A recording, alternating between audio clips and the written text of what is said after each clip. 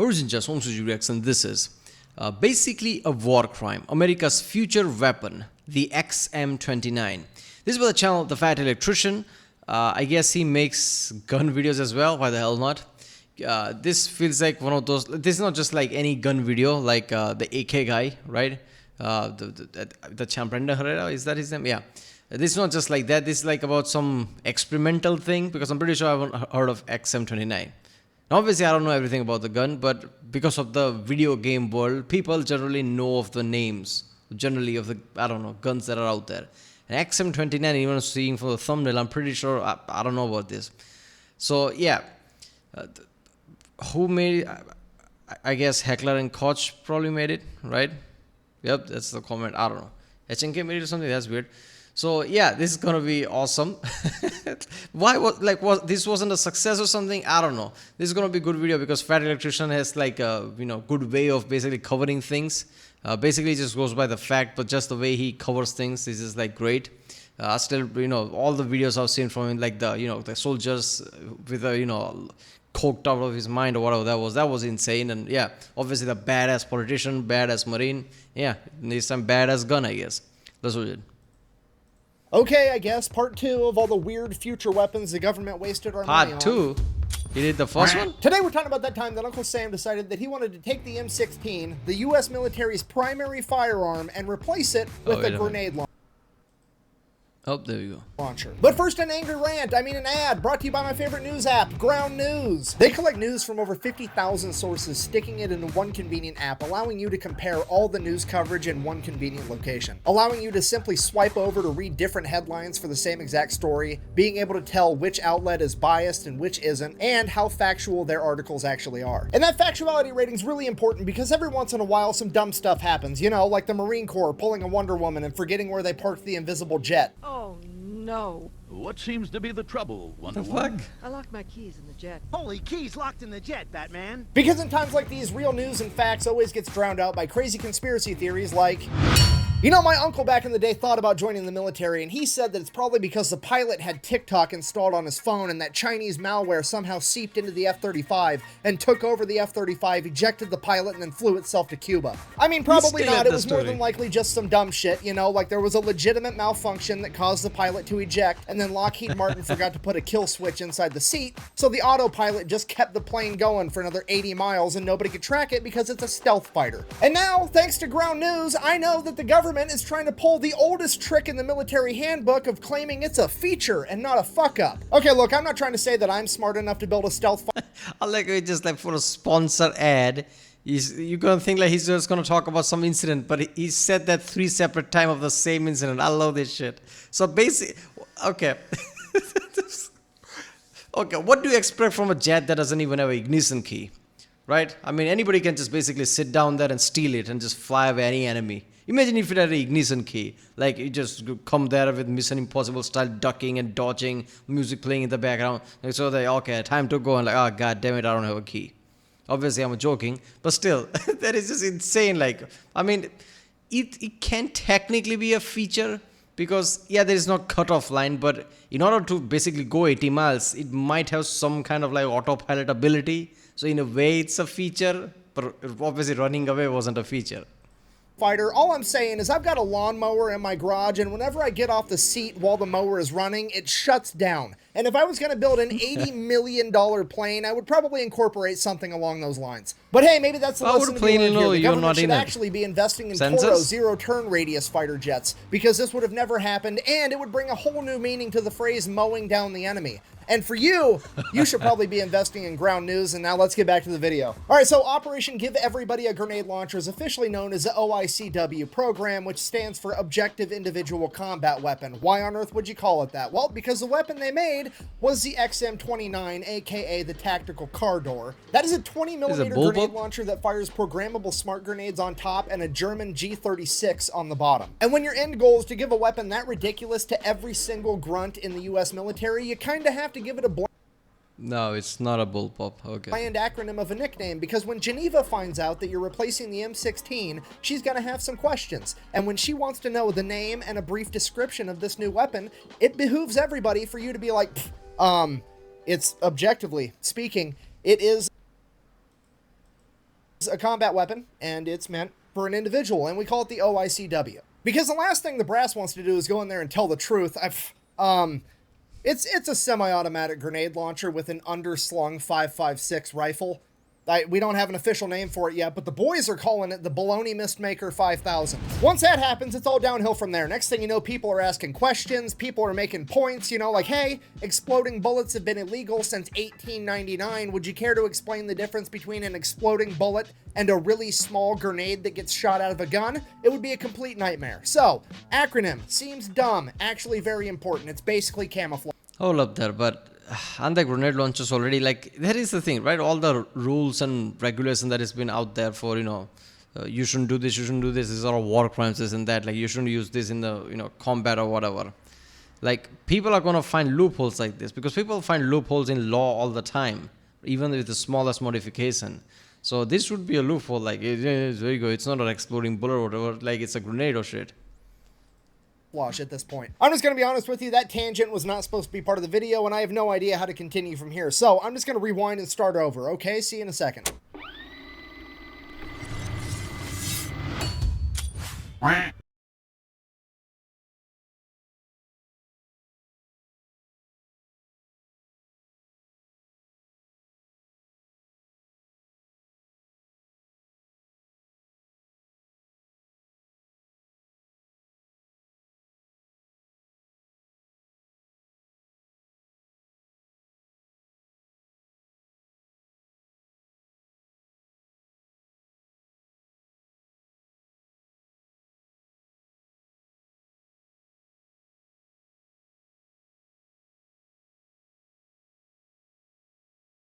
Clocks inside of them, and Colt even made a gun that every time you shot a bad guy, it was worth double XP. And when the smoke settled from all this ridiculous innovation, somewhere along the way, the military came to the conclusion of like, oh, instead of trying to rebuild a gun from the ground up, we could just put a scope on the M16 and it'd be way more accurate. And that's the story of how the American military got ACOGs in the M145 combat optic, which is great. The only problem was they spent $300 million to figure out that guns are more accurate when you put scopes on them, and now people want answers. So the government I don't think that's like completely fair, right? Like, you can't just put scope on something and be accurate.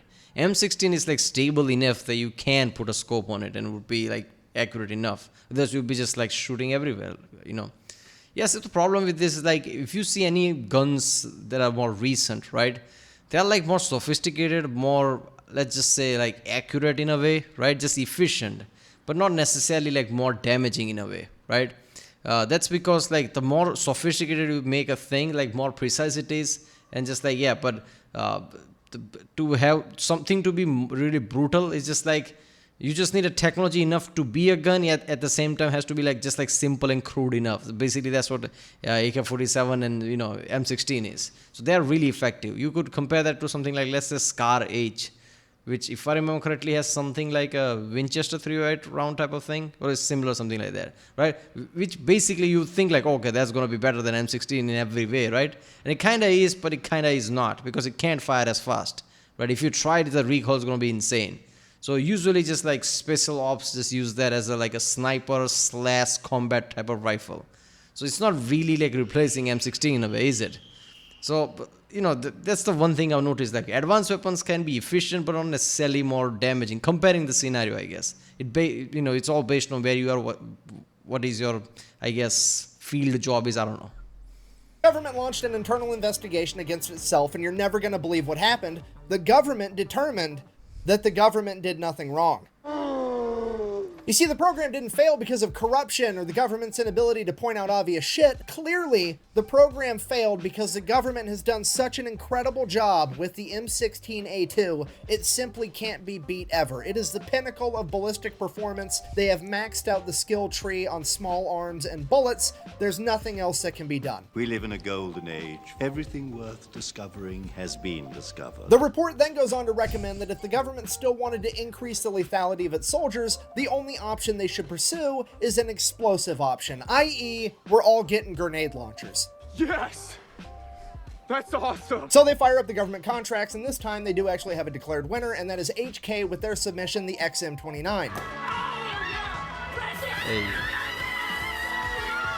And to be fair, technologically speaking, this thing is actually really impressive. That scope on top isn't just a scope, it's a regular scope, a night vision scope, a thermal scope, a rangefinder, and a ballistic calculator all in one. And using that setup, they're able to pre-program every grenade before they fire it to airburst mode so it blows up at a certain distance away from the gun, not necessarily before it hits something. Alright, so in theory, for example, how this is supposed to work is say there's a bad guy hiding behind a concrete wall, so you whip out the Baloney Mistmaker 5000. You then point the gun at the concrete wall the bad guy's hiding behind, you click this little dot button by the trigger, that tells the laser rangefinder how far away the wall is. Then if you want it to explode a little bit past the wall, you hit the plus a few times. Now the grenade is going to be programmed to explode. Is there, you got, what the fuck, how is that in a real gun? There's an app for that, you know, use the plus button to increase the range, use the minus one as a fucking video game. How the fuck is this, like, in a way, this is awesome, isn't it? Like, I don't know, just like inner child of me comes out. Look at this, like plus, minus. You can decide the range and everything. A little bit past the distance of where that wall is away from you. So then you just fire the grenade right over the top of the wall, and it's going to explode as soon as it passes the wall right on top of the enemy's head. And then if the situation doesn't really call for grenades, it also has an underslung 5.56 rifle that is essentially the HKG-36. And most importantly, on that rifle, to answer the question that every Marine has had since the very beginning of this video, yes, there is a bayonet lug for this weapon. I mean, could you imagine being the guy that gets taken out with a bayonet on the end of this monstrosity? You're just sitting up there at the pearly gate waiting to find out if you're going up or down. Somebody leans over, is like, hey, what happened to you? Oh, I got hit with a drone strike. What about you? I'm gonna be honest with you. I think a Marine jumped into my trench and stabbed me with a piece of luggage. So this begs the question, why on earth didn't the United States adopt this thing? XM-29, one of the advanced weapons of all time. Grenade launchers, a G36 rifle underneath it. How did you die? Yeah, he stabbed me with it. That's what I If it's so awesome. Well, it's awesome in theory, it's not so awesome in practice. There's a lot of things wrong with it. For one, this thing empty with no ammunition inside of it weighs 18 pounds, which is very heavy for a firearm. To put that into perspective, an M16 kitted out with a grenade launcher, an ACOG, a PEC-15 IR unit, the whole shebang is about 12 pounds. So this thing is 50% heavy. Wait a minute. Really? I always thought it would be much higher. 12 pounds, like what is like 5.5 kilos? That's not that much.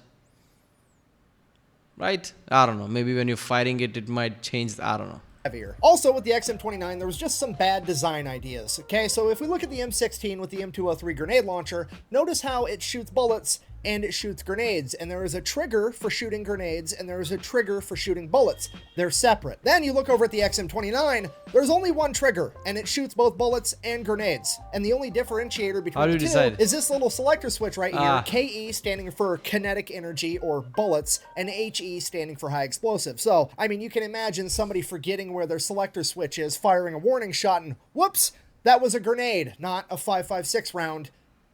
My bad. Okay, third and final reason, it was just going to be a logistical nightmare all the way throughout, because that big-ass fancy scope on top is going to take batteries, and if you can't get batteries to make that scope work, the rangefinder isn't going to work, which means you can't program the smart grenades, which means...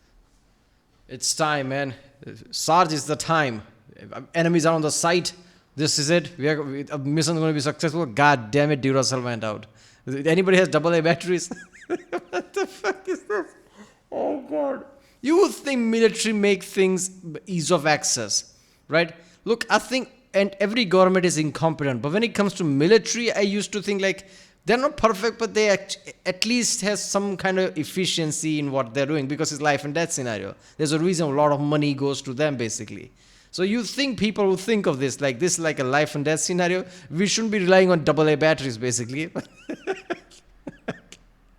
You're basically carrying around an 18-pound gun that is ultimately a 5.56 rifle with a 9-inch barrel, and a 9-inch barrel at 5.56 gives you a range of like 200 yards, so it just doesn't work out if you don't have batteries. Secondly, even if you can get batteries all the way there, you gotta have smart grenades which have microchips on them, and I don't know what you know about American manufacturing, but we're not that great at making microchips, and the places we get all our microchips from are either places we're likely to go to war with, or places that are bordering places that we're likely to go to war with, which could pose a huge issue in ammo Taiwan. procurement should war break out. So because of all these reasons, in 2004, the chief of the infantry steps up and is like, absolutely not. I'm not sending all these guys out to the front lines carrying tactical car doors. This is not happening. Kill the program. It's over. So at this point, all the other high-ranking brass and bureaucrats and weapons contractors are like, well, this is kind of an issue because this program was going to be the reason that it was okay that we messed up the last program that cost $300 million.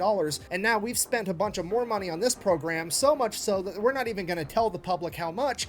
Okay, is that too much? Like, don't we have any technology to, I don't know, use some gyroscope or some shit, some kind of a motorized way to, I guess, deflect the recoil so the human doesn't, basically get thrown back? If you can do that, then you can use a bigger ammos like, I don't know, Winchester and shit like that with a proper, like, higher rapid fire rounds. That would be damaging. That would be insane. And I'm pretty sure that would be also more accurate as well because of the bigger round. But the whole issue is that the recoil. So can't you find some like I don't know, in cars nowadays, like electric hydraulics are so good that it can just detect like where to apply what pressure and what spring to basically even out the whatever I don't know, pressure is coming back so the car stays stable. I don't know. So you can't do that some similar shit with weapon. I don't know. We kind of have to make this program work. So what if we kept the program alive and we just split this gun into two pieces? We'll have the rifle that's going to replace the M16, and then we'll also have this cool smart grenade launcher. How about that? To which the Pentagon is like, oh my God, what a terrific idea. Yeah, let's go ahead and do that. And I can't prove this part, but the word on the street has always been, at this point in the project, the only feedback the Pentagon gave about the actual rifle portion was, and I quote, make sure it's more Starship Troopers-like. And this is where the XM-8 comes from.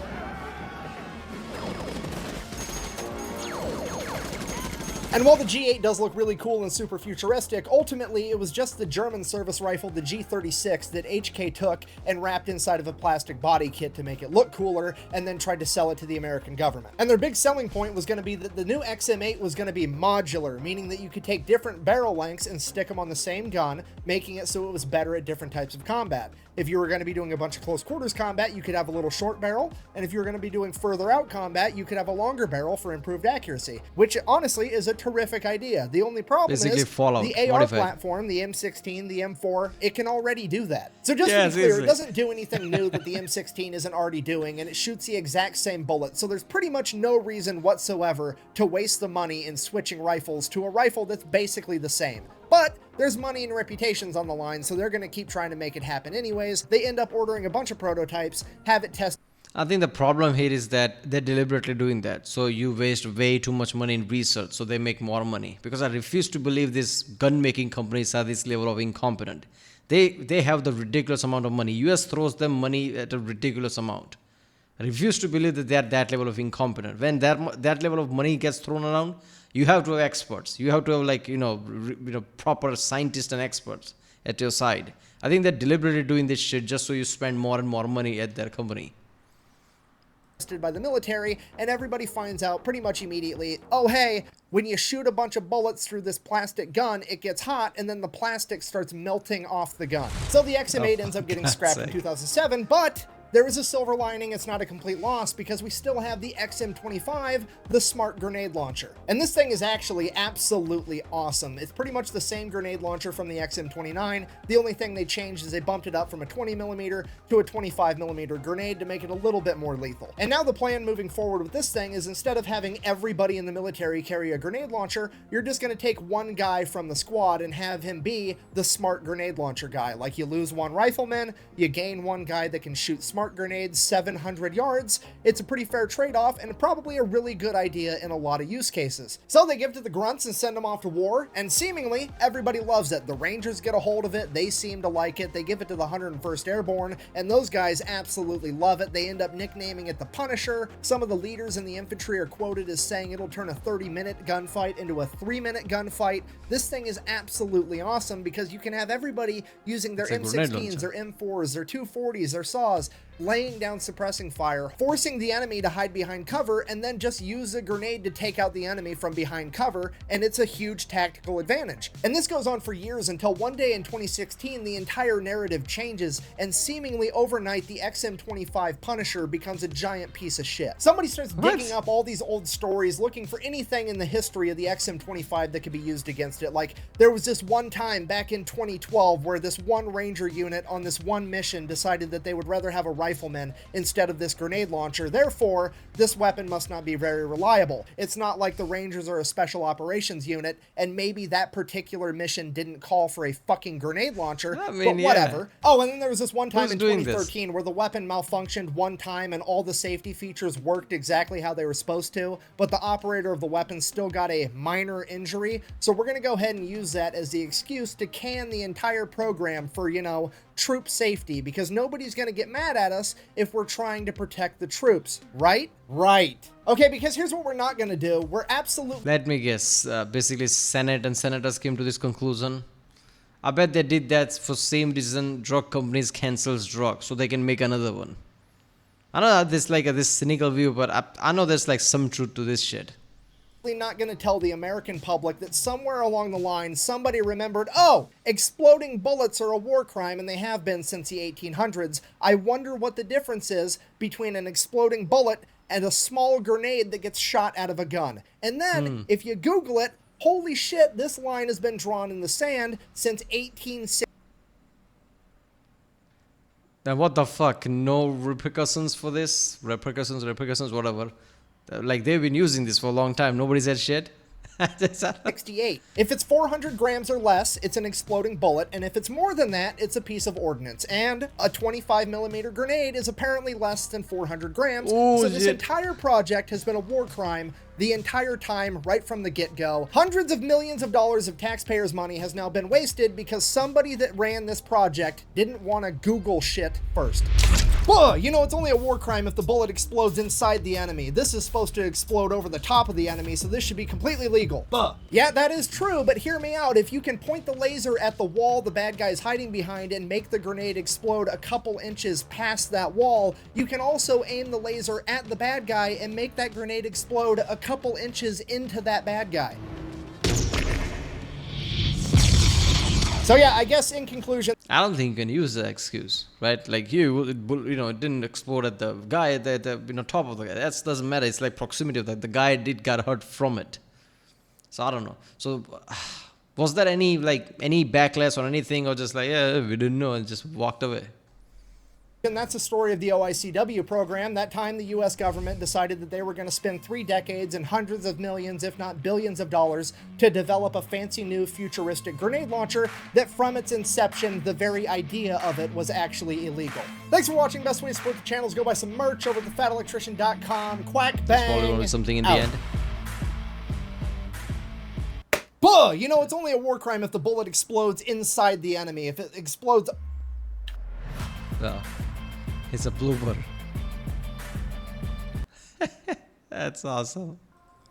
Yep, so this was an insane thing, but at least the grenade launcher worked, but it was a war crime to begin with. This video was insane all around. Because, I don't know, my tinfoil hat always tells me, like, was this a fuck up? Or, I don't know. Just like, you know, just forget that rule. Just, you know, let's develop it. Let's spend hundreds of millions of dollars. And if everything goes to shit, we'll just scrap it and, I guess, ask for more money to make another one. You know, gun lobbying is that strong? I don't know. Because sometimes it's just like, you know, when you see certain military record of how they're inventing things, it's like really accurate. It's like, holy shit, like this is like the bleeding, you know, tech. They can't get anything wrong. But sometimes you hear shit like this, like just completely fuck-ups. Like, how can that be? I don't know. Maybe I'm being too much tinfoil. Who the fuck knows? Maybe it's like different divisions and some division sucks. But yeah. So yeah, this was basically a war crime. America's future weapon. The XM-29. I still say, like, you know, can't you make some kind of a stabilizing mechanism, gyroscope, some shit to basically, you know, equalize the recoil? If you can do that, you can basically have like a fast shooting machine gun that's stable. Even some awesome combat rifle with bigger, you know, ammos. You know, they can shoot really fast. Like, imagine if Scar H or, you know, the 3-8 Winchester round, right? Not L. That can shoot just as fast as M16. How damaging would that be? Because it is fucking accurate. right? People use it as a sniper, the seals basically. But yeah, right. If you like my XM-29, subscribe, and I'll see you next time.